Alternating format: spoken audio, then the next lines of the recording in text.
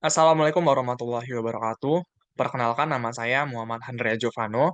Pada kesempatan kali ini saya akan mempresentasikan hasil penelitian saya yang berjudul Kebijakan Tiongkok Menjalin Kerjasama dengan Denmark melalui China-Denmark Joint Work Program 2017-2020. Dimulai dari latar belakang, Tiongkok merupakan salah satu negara dengan kekuatan perekonomian raksasa.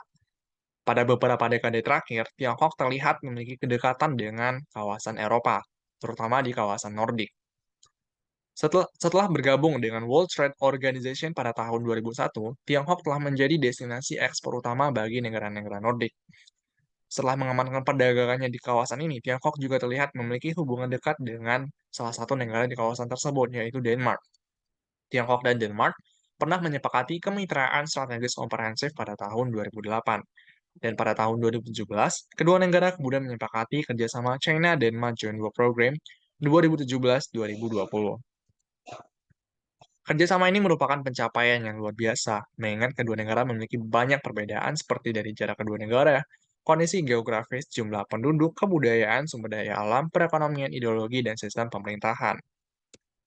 Masuk pada rumusan masalah, hubungan Tiongkok dan Denmark terus mengalami peningkatan, terutama sejak menjalankan kemitraan strategis komprehensif dan kemudian berlanjut kepada China-Denmark Joint Work Program 2017-2020.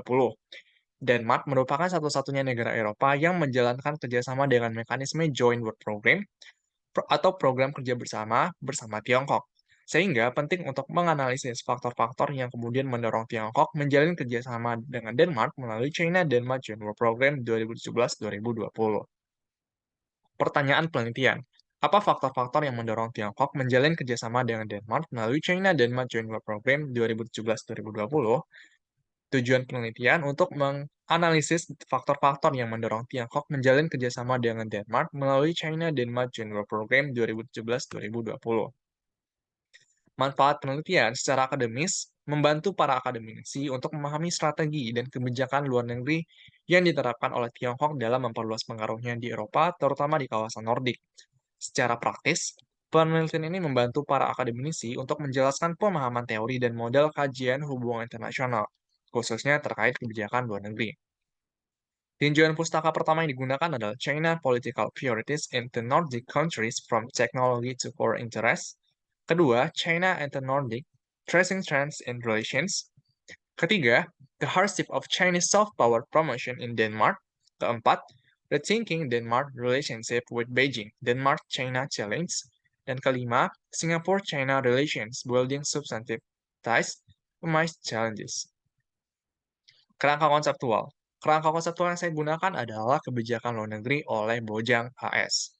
Menurutnya, kebijakan luar negeri adalah serangkaian kepentingan yang diinginkan oleh suatu negara ketika berinteraksi bersama negara dan aktor lain melalui strategi dan gagasan dalam mencapai tujuan dengan menggunakan sumber daya yang dimiliki oleh negara itu sendiri. Bojang kemudian menyatakan bahwa kebijakan luar negeri suatu negara dipengaruhi oleh dua faktor, yakni faktor eksternal yang terdiri dari sistem internasional, hukum internasional, organisasi internasional, aliansi, dan strategi militer, dan faktor internal yang terdiri dari kebudayaan dan sejarah, geografi, ukuran dan populasi, pembangunan ekonomi dan ketersediaan sumber daya alam, kapabilitas militer, sistem politik, kepribadian dan karakter kepemimpinan, partai politik dan kelompok kepentingan, pers dan opini publik, dan ilmu pengetahuan dan teknologi.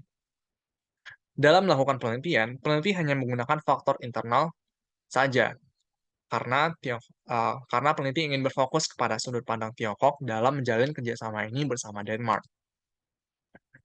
Metodologi penelitian. Pendekatan penelitian yang digunakan adalah metode kualitatif, jenis penelitian adalah deskriptif analisis, batasan penelitian dari tahun 2008 hingga tahun 2020. Untuk unit analisisnya adalah faktor-faktor yang menjalin kerjasama dengan Denmark melalui China-Denmark Joint Work Program 2017-2020, dan unit eksplanasinya adalah kerjasama China-Denmark Joint Work Program 2017-2020. Untuk tingkat analisis berada di level negara, yaitu Tiongkok. Teknik pengumpulan data adalah studi pustaka, dan teknik analisis data adalah reduksi data, penyajian data, serta kesimpulan dan verifikasi. Sistematika penulisan. Bab 1, pendahuluan. Bab 2, kebijakan luar negeri pemerintah Tiongkok. Bab 3, kerjasama bilateral China Denmark Joint Work Program. 2017-2020, bab 4 analisis faktor-faktor internal yang mendorong Tiongkok menjalin kerjasama dengan Denmark melalui China-Denmark Joint Work Program. 2017-2020, bab 5 penutup. Selanjutnya, bab 2, kebijakan luar negeri Tiongkok. Kebijakan luar negeri Tiongkok, terutama di bawah kepemimpinan Xi Jinping sejak tahun 2013, banyak terkait dengan pembangunan ekonomi. Tiongkok juga menjalankan kerjasama ekonomi di panggung internasional dengan menggunakan kebijakan tidak memimpin, yaitu mengutamakan kerjasama yang setara tanpa bermaksud merasa lebih unggul dibandingkan dengan negara mitranya, termasuk dengan Denmark itu sendiri. Kebijakan luar negeri Tiongkok di Eropa. Dalam buku Ebert Schneider, yaitu China Diplomatic Relation with State of Europe, hubungan Tiongkok dan Eropa dapat dijelaskan melalui 3 sudut pandang. Yang pertama ada hubungan diplomatik antara Tiongkok dan Eropa tidak memiliki definisi yang jelas. Kedua, hubungan diplomatik Tiongkok dan Eropa dicirikan oleh persitegangan antara kebijakan Uni Eropa dan kebijakan luar negeri nasional negara-negara anggota. Dan ketiga, semua negara-negara Eropa memiliki kepentingan yang jelas dalam mempromosikan hubungan politik dan diplomatik kepada Tiongkok, yaitu untuk meningkatkan dan menstabilkan neraca perdagangan ekonomi negara mereka. Ketiga, kebijakan luar negeri Tiongkok di Denmark. Tiongkok melihat Denmark dan negara-negara lain di kawasan Nordik sebagai pintu masuk untuk aktivitas di seluruh Eropa, terutama sebagai pemasok teknologi dan pengetahuan dalam mendukung pertumbuhan ekonomi dan mempromosikan kepentingan inti Tiongkok. Selain itu, hubungan antara Tiongkok dan Denmark banyak dijalankan di berbagai sektor, khususnya ekonomi.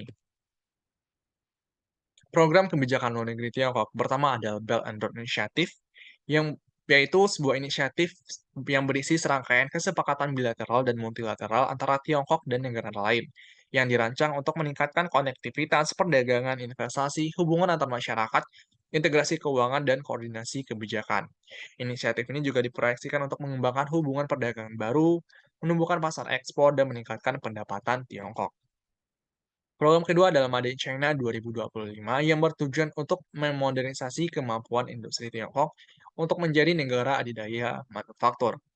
Program ketiga ada China Standard 2035 di mana Tiongkok ingin menjadikan Tiongkok sebagai model ataupun pedoman standar global terkait teknologi seperti teknologi 5G dan kecerdasan buatan. Bab 3, Kerjasama Bilateral China dan Joint Work Program 2017-2020. Pra pembentukan China-Denmark Joint Work Program. Hubungan Tiongkok dan Denmark pada awalnya dimulai melalui perdagangan dan meluas ke berbagai bentuk kerjasama.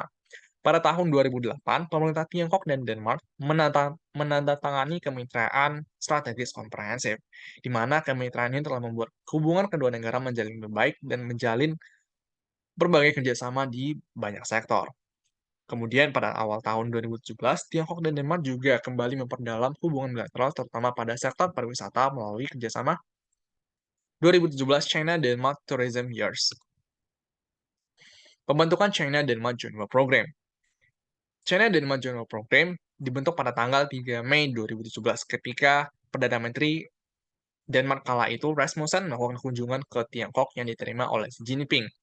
Pembentukan kerjasama ini merupakan kerjasama yang terdiri dari kolaborasi lembaga, institusi, dan kementerian terkait dari kedua pemerintah, di mana kerjasama ini terdiri dari 6 fokus pembangunan yang diturunkan dalam 58 sektor kerjasama dan melibatkan 80 institusi asal Tiongkok dan Denmark.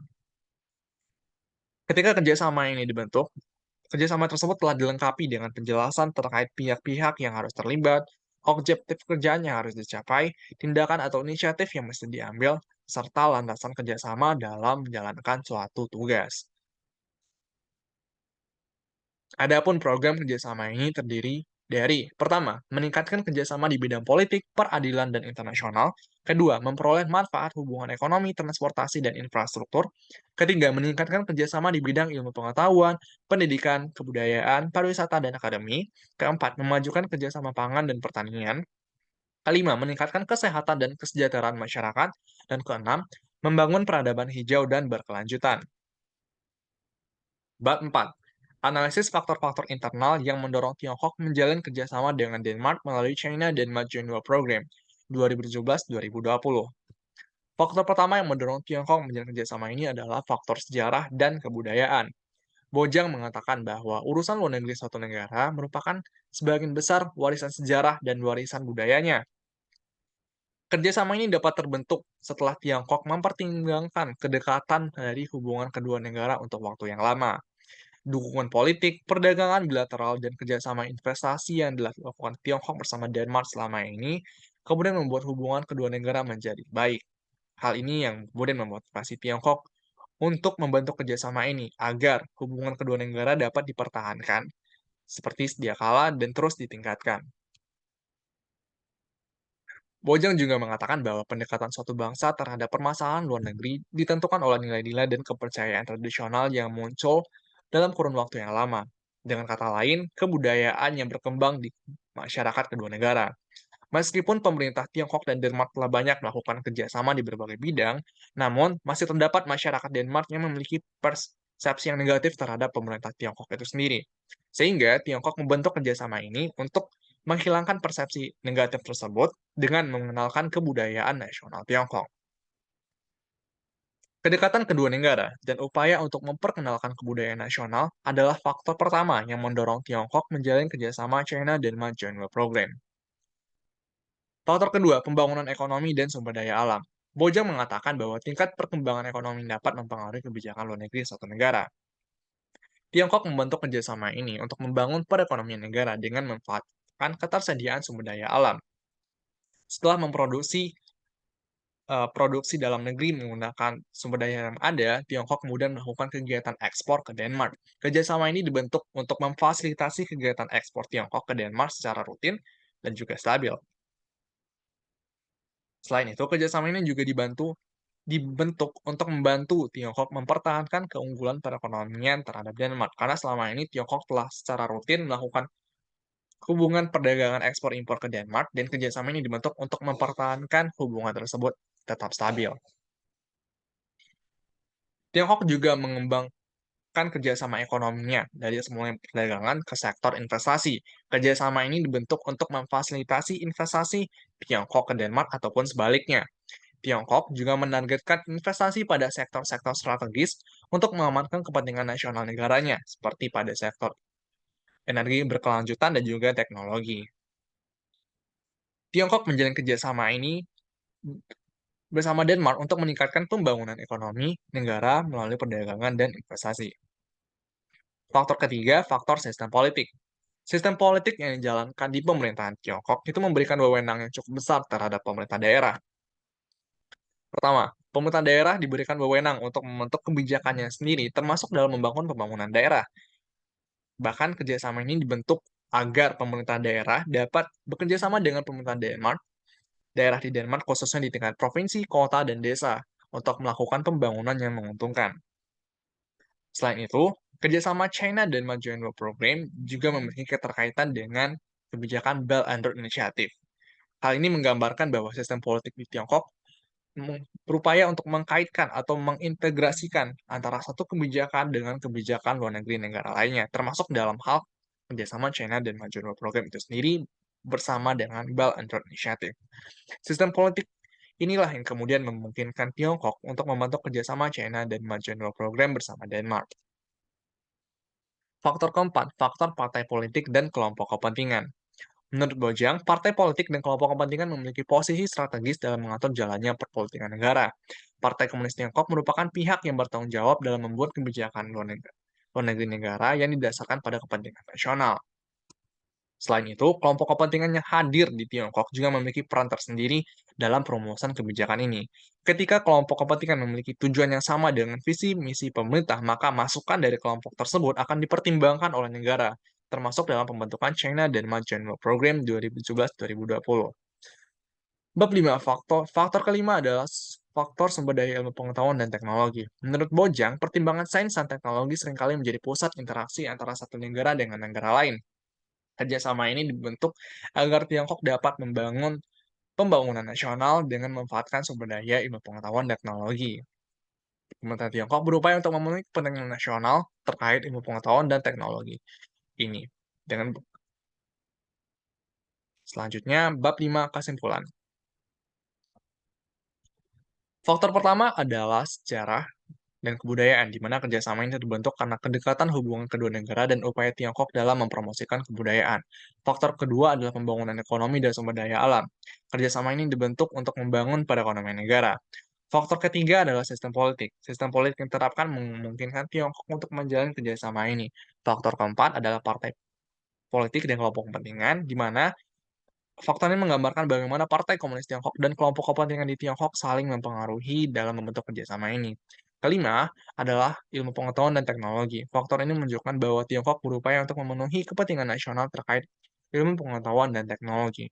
Kelima faktor ini yang kemudian mendorong Tiongkok untuk menjalin kerjasama China dan Manchua program bersama Denmark. Dari 5 faktor ini terdapat 2 faktor yang dominan untuk mendorong Tiongkok menjalin kerjasama ini, yaitu faktor kedua, yaitu untuk pembangunan ekonomi dan sumber daya alam, untuk membangun perekonomian negara, dan kedua adalah faktor kelima, yaitu faktor ilmu pengetahuan dan teknologi, di mana Tiongkok berupaya untuk memenuhi kepentingan nasional terkait ilmu pengetahuan dan teknologi.